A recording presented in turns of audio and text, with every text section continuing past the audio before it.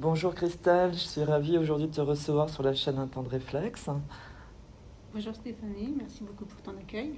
Je t'en prie, je suis heureuse aussi qu'on puisse échanger autour de ton expérience professionnelle et notamment sur ta fonction de direction et d'encadrante que tu as eue dans le secteur socio-éducatif.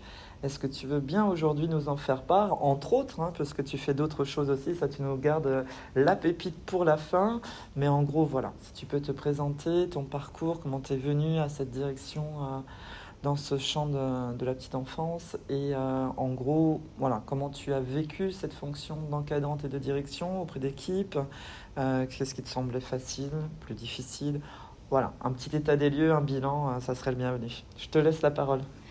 Merci Stéphanie. Alors pour la petite histoire, j'ai fait un bac sciences médico-sociales et à cette époque-là, j'hésitais déjà entre éducateur de jeunes enfants et éducateur spécialisé. Ça a été difficile parce que c'était vraiment un domaine très large qui m'intéressait. Et en fait, quand j'étais en terminale, j'ai fait un stage. Stage, à la maison départementale de l'enfance et de la famille à Bretigny.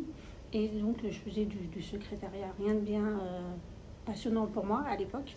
Mais du coup, j'ai pu aller dans le secteur de la pouponnière et après dans toutes les maisons qui accueillent les enfants de 0 à 18 ans. Et c'est vraiment les publics avec lesquels j'avais envie de travailler. Donc ça a été ma première porte d'ouverture pour aller dans le milieu social, médico-social et petite enfance. Donc une fois que j'ai eu mon bac, j'ai commencé à travailler dans un centre audiométrique qui accueillait des enfants sourds et malentendants. Donc moi-même, pour la petite histoire, je suis malentendante de naissance, que je n'ai pas forcément mis en avant mon handicap pendant des années. Oui, donc je te remercie aussi de pouvoir corréler avec ton histoire personnelle parce que je pense que c'est aussi déterminant dans ton choix d'avoir après réorienté cette première expérience. Ah, complètement, complètement. J'ai été privée du monde de la surdité et de la langue des signes de toute mon enfance pour des raisons familiales où les parents refusaient mon handicap. Donc je me suis dit, ok, pas de souci, je ferai ça quand je serai en âge de pouvoir entrer dans ce milieu-là, quoi. Est-ce que ça voulait dire que tu lisais beaucoup sur l'élève du coup? C'est comme ça que j'ai appris à parler. D'accord. Ah, c'était une jolie expérience. En tout cas, à mon avis, et comme tu dis, bon voilà, il y avait des paramétrages qui étaient plus complexes, mais tu as trouvé une autre voie. Tu Complètement. as, comme on dit, compensé. Donc tu as appris à parler en lisant sur Lecture les audio. lèvres. Ok. Alors allons-y sur cette expérience, première expérience dans un centre de. Un centre audiométrique pour enfants sourds et malentendants. D'accord. Donc déjà à l'époque, donc j'ai pris des cours de langue des signes le soir.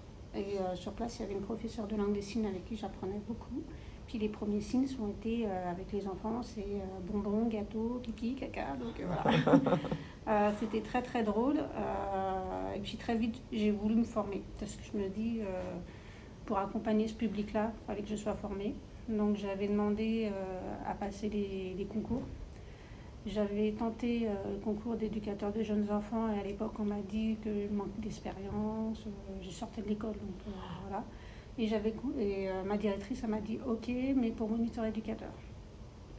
J'ai passé le concours, j'ai fait 2 années de moniteur éducateur, j'ai pas lâché le bébé, j'ai refait 2 années après pour faire éducateur spécialisé et entre-temps notre structure a changé de public. On a accueilli de moins en moins d'enfants sourds et malentendants mais de plus en plus d'enfants avec troubles associés, troubles autistiques et psychotiques. Donc du coup, j'ai pu mettre à profit ces 4 années de formation auprès de ces enfants. Ouais, c'est une expérience d'investissement importante et puis tu as pu aussi là offrir à ces enfants un moyen de communiquer du coup et tu t'es ouvert aussi un autre champ du coup tous des troubles comme tu disais Oui. autistiques et psychotiques. Et l'été, je faisais en plus des séjours pour des adultes en situation de handicap physique, lourdement handicapés, même mentaux, où j'organisais des voyages.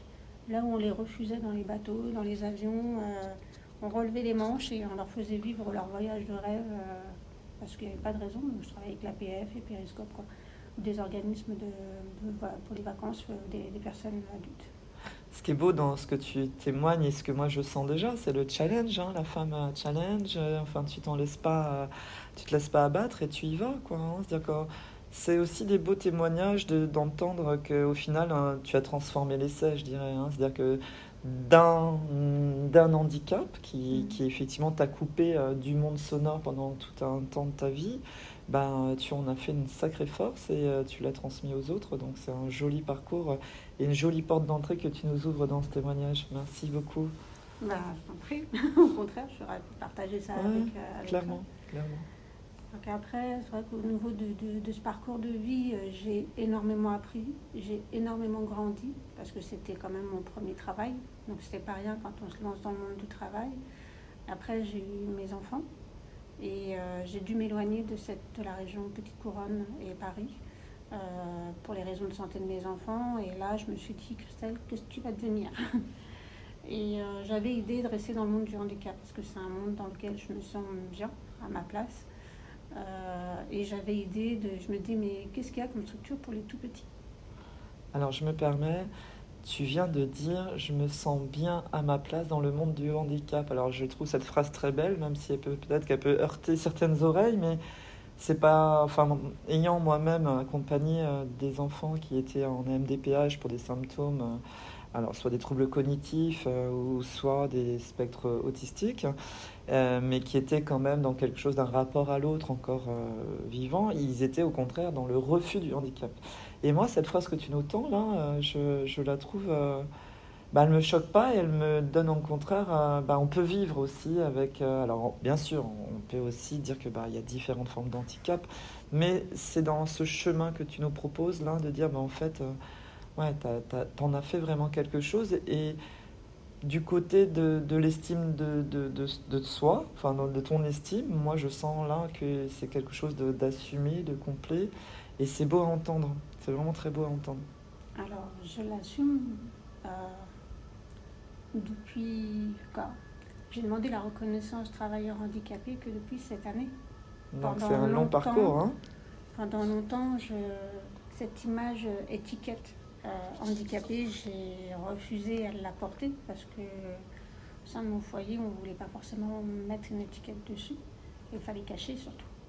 Et comme c'est un handicap invisible et que je parle de manière fluide, c'est compliqué pour les personnes de se rendre compte que je suis malentendante en fait. Ouais, donc tu témoignes quand même qu'effectivement tu connais cette partie où il faut cacher, enfin cette dimension un peu de déni parfois que les parents peuvent avoir avec des enfants qui sont porteurs de handicap, effectivement, là c'est léger, mais en termes d'intégration de sa propre image, d'estime, etc., ce combat que tu fais pour me dire aujourd'hui, je suis à ma place avec, porteur de handicap, oui, mais j'assume pleinement, ça a été long, mais aujourd'hui tu me le sers dans cette phrase en tout cas.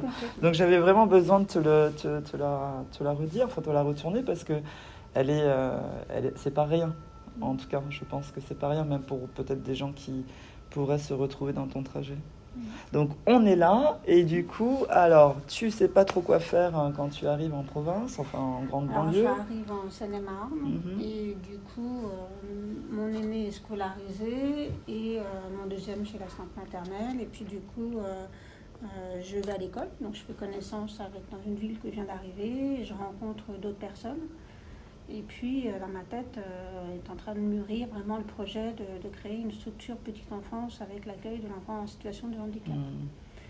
Même à me poser, est-ce que je vais accueillir à la maison ou est-ce que je crée une structure? Je suis vraiment dans cette réflexion et je rencontre une autre maman dans cette école qui est éducatrice de jeunes enfants, qui a travaillé pendant 10 ans en crèche parentale sur Paris et qui vient d'arriver aussi dans cette ville.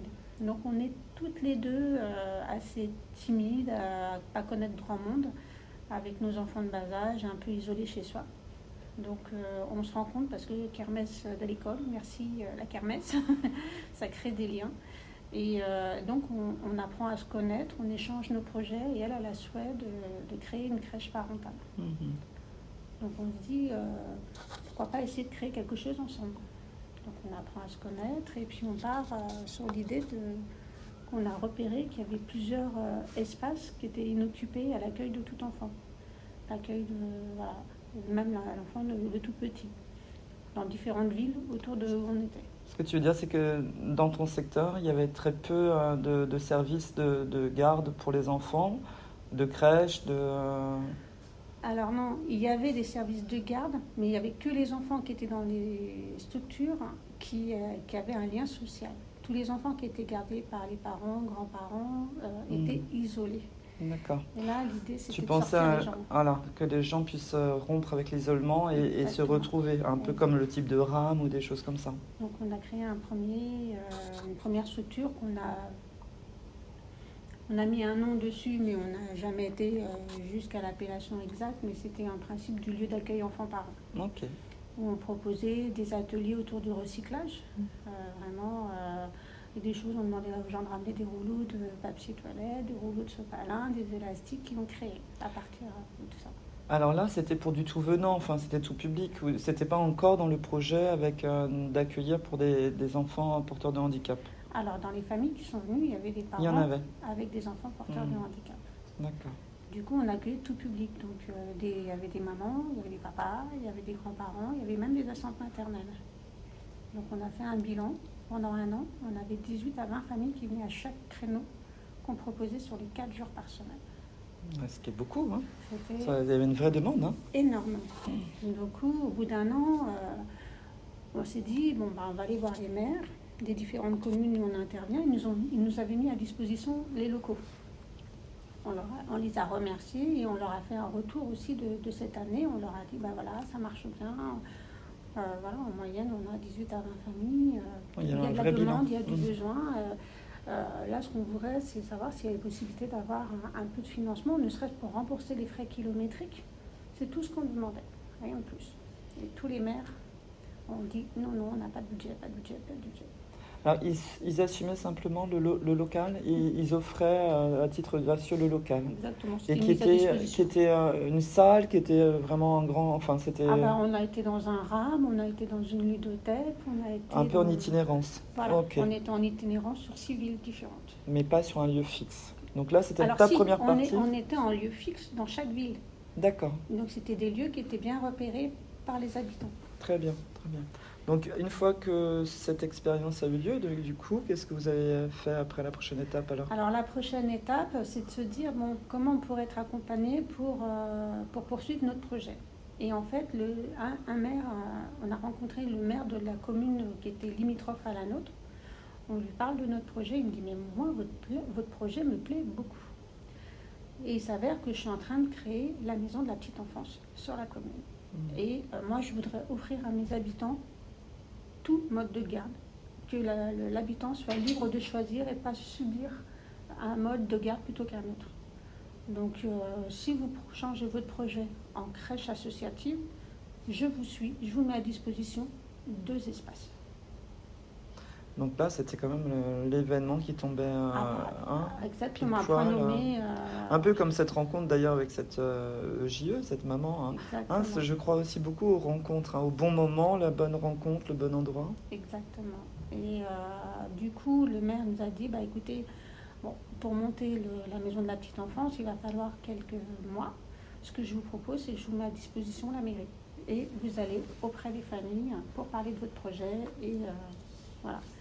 Donc, la personne avec qui j'ai monté le projet, éducatrice de jeunes enfants ayant travaillé en crèche parentale, on a longuement discuté et on s'est dit, on va sur une crèche parentale, ouverte à tout public, dont le handicap. On était plus déjà dans cette dimension de l'inclusion. Oui, c'est ce que j'allais te dire, c'est-à-dire que vous étiez déjà sur un parti pris de l'inclusion et puis de pouvoir aussi faire de la coéducation. Est-ce qu'il y avait, c'est de tisser du lien social, intégrer dans la prise en charge, entre guillemets, de l'accompagnement, de l'accueil de l'enfant pour une dimension éducative, mais aussi en tenant compte de qui il est, de qui est ses parents. Donc il y avait vraiment cette dimension d'inclusion. Donc vous êtes parti dans cette aventure de création, en fait. Exactement. Et du coup, tu occupais quel poste dans ce lieu ? En fait, quelle fonction ? Parce qu'on pouvait être qu'une seule responsable par structure. Donc, on était parti dans l'idée qu'on ferait une responsable et une adjointe. Et à cette époque-là, j'avais estimé que ma collègue étant éducatrice de jeunes enfants, ayant ses 10 années d'expérience, était tout en légitime que ce soit elle qui soit le poste de responsable et moi son adjointe. Et comme ça, mais on était complémentaires dans nos fonctions. Donc, c'était très, très riche et très intéressant. Après, elle a eu son bébé pendant les 6 premiers mois de l'ouverture de la structure. Moi, j'ai pris la direction. Et du coup, alors, dans ce temps-là, de ta prise de poste en fonction de direction, tu avais une équipe avec laquelle tu travaillais. Oui.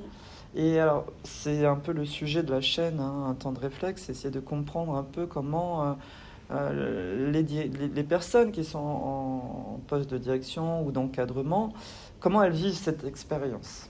Et comment toi tu l'as vécu, qu'est-ce qui t'a semblé très enthousiasmant et facile pour toi, parce que t'es toi avec ton histoire, comme tu viens de nous en faire le récit.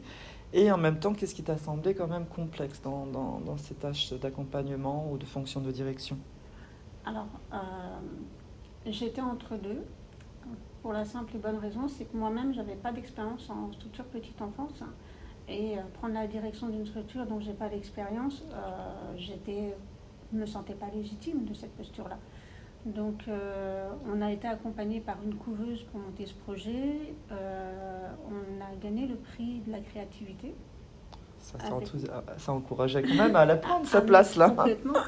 On a eu une enveloppe de 3 000 euros qui fait que je me suis formée en tant que responsable technique de structure petite enfance avec la CEP, Association des collectifs enfants parents professionnels, qui nous ont accompagnés dans le montage du projet, revoir aussi quelle est la posture de direction, de responsable de structure. Donc c'était un accompagnement qui était nécessaire. Et après, en fait, c'est moi qui ai aussi fait le recrutement du personnel. Et volontairement, j'ai souhaité à ce qu'il y ait tout corps de métier, c'est-à-dire que une auxiliaire de puériculture, un CAP petite enfance, l'éducatrice des jeunes enfants. Pour moi, c'était important de voir qu'était la fonction des uns, des unes et des autres. Et en même temps, tu tenais à la pluridisciplinarité. Exactement. C'est quelque chose qui était très important pour moi quand j'étais dans le monde du handicap. Que j'ai toujours travaillé avec la pluridisciplinarité et même avec des psychologues et psychiatres parce qu'il fallait qu'on puisse échanger sur nos pratiques, notre quotidien et c'était indispensable. D'ailleurs, quand j'ai commencé à travailler en crèche, j'ai dit est-ce qu'on va avoir une psychologue pour faire des analyses de pratiques Quoi C'est quoi Et ça, on est en 2009. Ouais. Et du coup, on est en 2021 quand le décret passe pour rendre les analyses des pratiques obligatoires. Donc ça veut dire que tu avais déjà, effectivement, les groupes Balint, enfin tous ces groupes d'analyse de pratique viennent quand même plutôt du milieu curatif, entre guillemets, mais ça devient quand même une nécessité quand on travaille dans la relation à l'autre. Moi, j'ai connu ça depuis 1998, quand je suis rentrée dans ce domaine-là. Donc forcément, ça faisait partie de mes pratiques. Et quand il n'y a pas eu, je me suis sentie frustrée. Surtout qu'en plus, je me lançais dans quelque chose de nouveau. Donc j'avais besoin de partager aussi ce retour d'expérience et d'avoir un regard neutre. C'est important. Alors, est-ce que tu dirais, alors j'ai entendu deux choses, si je me trompe, tu me corriges, mais que y avait un peu besoin de légitimité, donc tu es repassé par des pairs qui sont effectivement, la CEPRIF, c'est quand même ceux qui sont en place sur la gestion des crèches parentales et sur toute la partie administrative, accompagnement, ressources, et du coup ça t'a légitimé par un besoin de formation, donc là c'était plus pour la partie admin, c'était pour la partie quoi? C'était plus pour le côté management, il y a un côté admin. Oui. Okay. Et puis de pouvoir échanger avec d'autres pairs, surtout.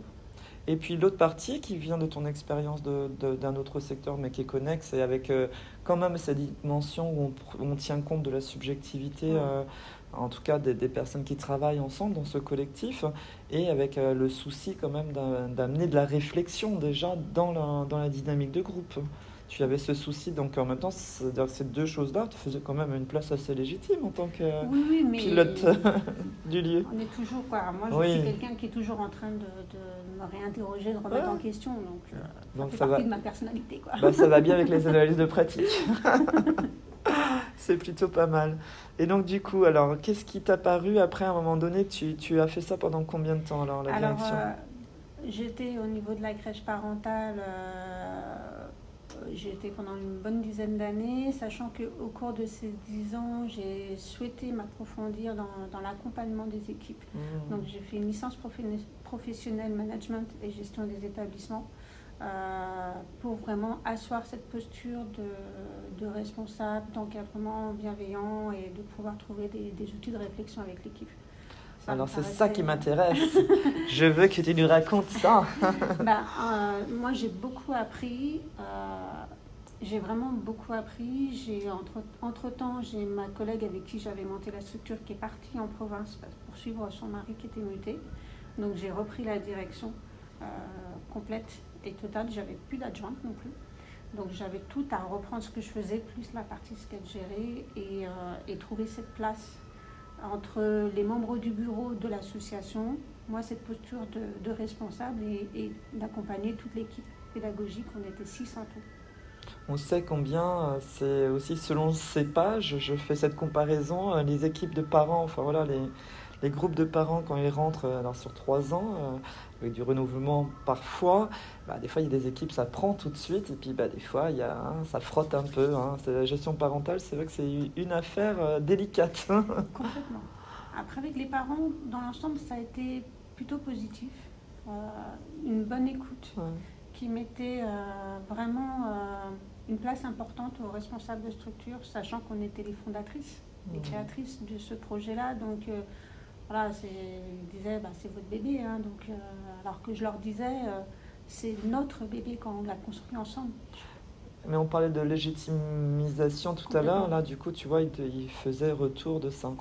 Donc dans ce management d'équipe, qu'est-ce que toi tu pourrais témoigner aujourd'hui de ce qui t'a aidé? Ce qui te semblait nécessaire, difficile, qu'est-ce qui est plus difficile pour accompagner une équipe, qu'est-ce qui est plus complexe, et toi, qu'est-ce qui t'a aidé à faire un témoignage peut-être pour d'autres responsables ou d'autres encadrantes qui pourraient aussi bénéficier de ton expérience? Alors là, moi, je vais parler de ma vision des choses. Pour moi, un manager est quelqu'un qui est à l'écoute de ses équipes, qui est dans le dialogue, dans la communication, qui est aussi attentif au non-verbal, de voir son équipe qui est démotivée, qui ne sourit pas, qui est fatiguée. C'est être important de repérer. Est-ce que tu veux dire aussi par là que c'est aussi important d'aller sur le terrain, de sortir de son bureau et puis d'aller observer, qu'il n'y a pas que la dimension de communication verbale qui est un élément essentiel dans le management, mais j'aime bien aussi cette idée d'aller s'asseoir sur le terrain, observer les équipes et avoir cette subtilité de voir s'ils sourient ou pas. Exactement, pour moi c'est indispensable. Pour accompagner l'équipe, c'est de savoir comment ils le vivent, c'est d'être avec eux et pas d'être effectivement dans le bureau, on ne voit pas tout, on n'entend pas tout. Et quand on entend des retours de collègues qui sont en colère après une autre collègue parce qu'elle fait ci, fait ça, ok, donc j'ai un son cloche. J'ai besoin de voir aussi de mes propres yeux ce qui se passait. Mais alors, comment tu arrivais à faire la jonction avec toute la partie administrative, qui on sait qu'elle est de plus en plus lourde, d'ailleurs, pour pouvoir effectivement préserver cet espace, d'être au plus près, parce que quand on parle de la clinique, c'est d'être au plus près d'eux, c'est-à-dire au plus près de tes équipes pour l'accompagnement, et avoir aussi cette dimension de recrutement, de gestionnaire. Alors en fait, j'avais organisé sur mon planning des temps off pour laisser la porte de mon bureau était toujours ouverte. Des temps off pour l'équipe, pour les parents, même pour les enfants s'ils avaient besoin de venir dans mon bureau. Donc que ça ne soit pas quelque chose d'imposé forcément, et de pouvoir laisser la possibilité de venir échanger. Et moi, c'était des temps off que je programmais aussi dans ma gestion administrative pour dire entre telle heure et telle heure, je suis auprès de l'équipe sur différents jours de la semaine, pas toujours les mêmes pour varier, parce que l'équipe elle tournait. Et c'était vraiment des temps, et puis le midi, je mangeais 1 à 2 fois avec l'équipe pour pouvoir être sur d'autres temps informels où on pouvait échanger en dehors du bureau, en dehors des unités.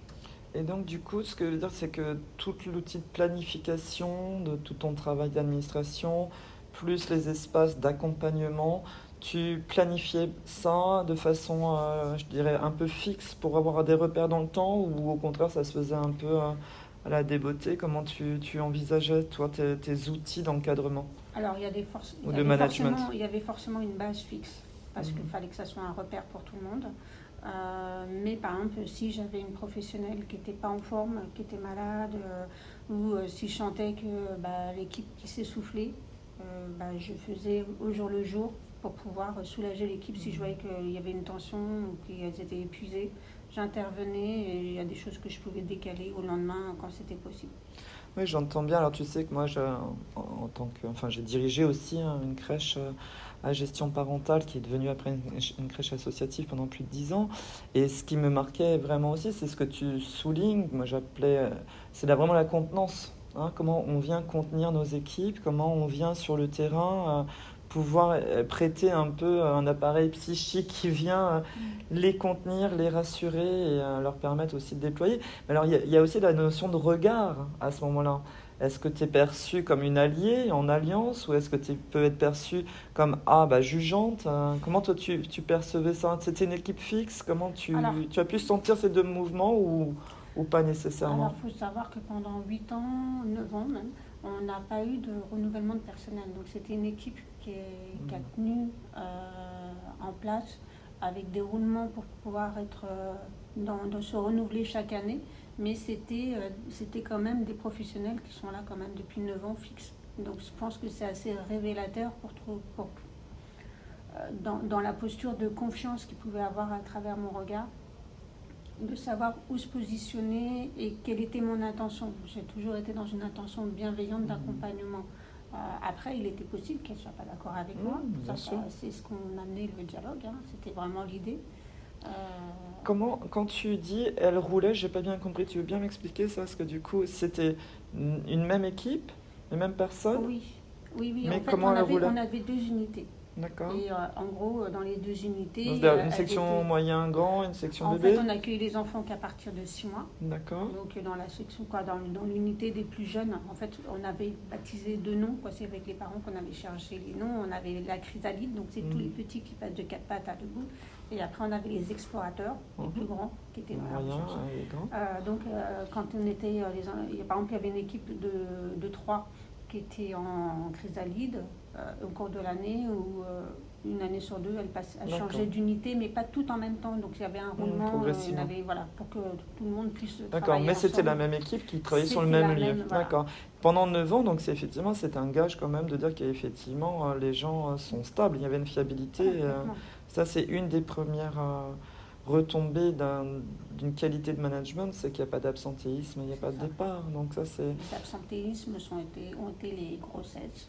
Oui, mais enfin, c'est plutôt puis, bienvenu. Il y a eu le Covid, mais bon, c'était pas C'était pas par stress ou un ras-le-bol de venir au travail.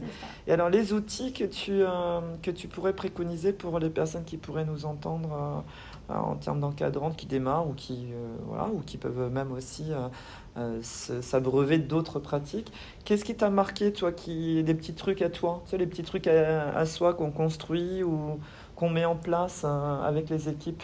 Ça peut être des choses informelles, comme tu disais, comme déjeuner avec eux. Enfin, qu'est-ce que toi... Oui, alors il y a déjà passé du temps, prendre du temps avec chacune individuellement, chacune ou chacun. Moi, j'ai pas eu d'homme dans mon équipe, j'aurais bien voulu, mais bon, c'est rare quand même. Ouais, c'est encore un milieu très féminin. C'est ça. On a encore un peu ce fantasme maternel, c'est assez prégnant. Donc prendre du temps avec chacune et puis d'avoir cette disponibilité, en fait, de savoir que la porte elle est ouverte dans le bureau. Ça permet un accès, de se dire on peut y aller comme on ne peut pas y aller, c'est de laisser le libre choix aux professionnels de pouvoir venir. Et même quand on n'est pas d'accord sur quelque chose, de trouver un terrain d'entente. Donc l'accueil, une disponibilité et le dialogue. Tout à fait. Ok Christelle, je te remercie déjà pour cette première partie et puis peut-être que maintenant tu peux nous dire aussi, parce que tu n'es plus en fonction de direction, mais bon moi je sais que c'est quand même pas si vieux que ça.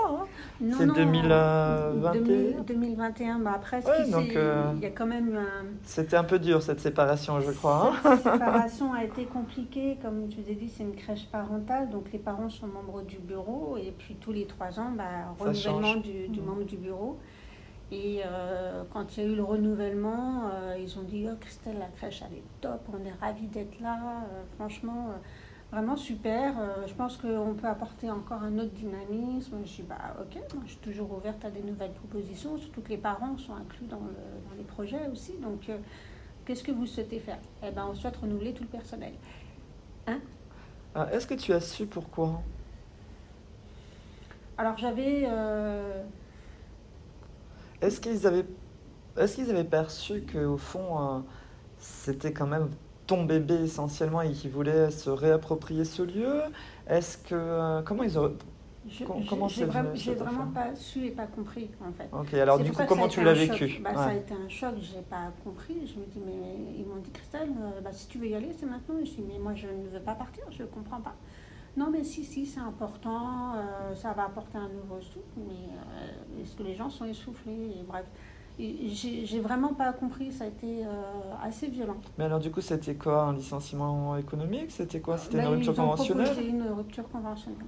D'accord, donc vous auriez pu refuser. J'ai refusé, mais en gros, ils ne me laissaient pas le choix. Et puis je me dis de rester dans des conditions Ouais, pour qui que devenaient moi, ça hostiles. me mine. Et franchement, ouais, après 23 ans d'expérience, je n'ai pas forcément envie d'être maltraitée de cette manière-là. Donc je me suis Tu as dit, bien bon, fait. Christelle, tu vas rebondir. Fais-toi une rétrospective de ce qui s'est passé sur toutes tes années en crèche, toutes tes années en structure spécialisée. Qu'est-ce qui t'a plu, qu'est-ce qui t'a déplu, qu'est-ce que tu veux? Et au final, tu as pu rebondir. J'ai rebondi, je me suis dit, à la crèche, j'ai pu apporter ma petite touche d'éducatrice spécialisée en formant tous les professionnels au signe associé à la parole, en leur apportant notre regard sur le handicap. Ça, j'ai aimé former les équipes, j'ai beaucoup aimé les accompagner. Et dans le monde du handicap, je sentais que ça me manquait parce qu'on n'avait pas tant de demandes d'accueil d'enfants en situation de handicap au niveau de la crèche. Je me dis, bon, allez, il y a un truc autour de la formation et lance-toi dans la formation. Donc aujourd'hui, tu es formatrice, Voilà, je suis formatrice titrée. professionnelle d'adulte avec une spécificité dans l'accompagnement autour du SNOS-LM. Tu veux bien en dire 2-3 mots de cette... Le SNOS-LM, c'est toute une démarche d'accompagnement à travers la sensorialité pour amener du bien-être. Ok. Donc initialement, ça a été surtout dans les structures spécialisées, au niveau du monde du handicap. Ça s'est ouvert un peu plus dans le champ de la personne âgée, dans les EHPAD. Ça arrive de plus en plus dans les crèches. Dans les écoles Montessori aussi, j'ai vu un petit atelier, je t'ai visité il n'y a pas longtemps. Je fais un coucou d'ailleurs à la directrice qui se reconnaîtra de l'école Montessori de Noisy-le-Sec. Et ils ont fait une petite tente avec un petit espace à Schnozelen. Alors, ce que tu peux peut-être préciser, c'est que c'est un matériel particulier, il faut du matériel. Moi, l'idée, c'est que je désacralise cette ça vision m'intéresse. du matériel. Vas-y alors. En fait, tout est pas uniquement dans le matériel, tout est vraiment dans cette démarche d'accompagnement. Le matériel est juste un support pour amener à cette démarche. Donc on est dans une continuité de l'accompagnement, tu parlais. On est dans une continuité et on est vraiment dans l'écoute du bien-être de l'autre. Et on va être vraiment dans l'écoute du non-verbal, du paraverbal. Et donc, c'est vraiment toute une dimension de construction à faire avec l'autre. Et là, j'interviens beaucoup dans les crèches, dans les EHPAD, dans les écoles maternelles, dans la PMI. Je forme des médecins, des psychologues. Alors ça m'intéresse beaucoup ce que tu dis. Il y a aussi ce côté, au final, attention, c'est pas que du matériel. Et ça, tu rebondis et j'entends une autre continuité avec celle que tu nous as dit tout à l'heure. C'est-à-dire que c'est observer, c'est être au plus près de ces équipes, c'est de savoir comment elles vont, c'est de les observer pour savoir si elles sourient ou pas, si elles sont fatiguées ou pas. Et là, c'est pareil. Du coup, ce matériel, c'est un peu un alibi pour continuer à suivre et à accompagner ces enfants ou ces équipes pour ces enfants pour arriver à qu'ils puissent être dans une sensorialité vivante. J'ai une phrase que je dis souvent lors de mes formations et qui fait écho en moi, c'est si l'équipe va bien, leur accompagnement peut être que positif et bénéfique. Écoute, moi, c'est là où on se rejoint et c'est pour ça que j'étais ravie de t'accueillir aujourd'hui pour ce témoignage. C'est que je pense qu'aujourd'hui, ça ne veut pas dire que les supports, les thématiques, c'est intéressant et c'est important, mais moi, il me semble que des équipes qui vont bien, c'est s'assurer que c'est des enfants qui vont bien, puisque après, on peut effectivement...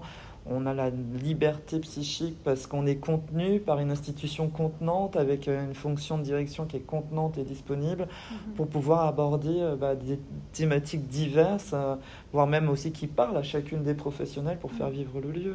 Et donc du coup, est-ce que tu veux, on ne sait jamais s'il y a des gens qui peuvent faire appel à toi, du coup tu peux nous dire où est-ce que tu es joignable ? Alors, quel est le nom de j'ai ton... un site internet de la société que je viens de créer cette année, là, en mars 2023, c'est Valorissance. D'accord, Valorissance. Voilà, qui met en valeur les personnes et que ça fasse sens pour elle et pour moi. C'est un joli sens pour terminer ce petit témoignage. En tout cas, Christelle, moi j'étais ravie d'entendre ton regard et de pouvoir aussi revisiter un peu ces places, ces fonctions avec toi aujourd'hui. Et puis, si jamais il y a des gens qui veulent aussi se former au Schnozzelen, vous savez où aller, contacter Christelle sur son site Valorissance. Je te remercie beaucoup, Christelle. Merci beaucoup, En plus, on est dans un cadre aujourd'hui face à la Tour Eiffel, dans la Tour Montparnasse. Que demander de mieux. Merci Bonne beaucoup. journée. Et allez, avec un temps de réflexe, vos voix ont du talent. Bonne journée à tous. Merci.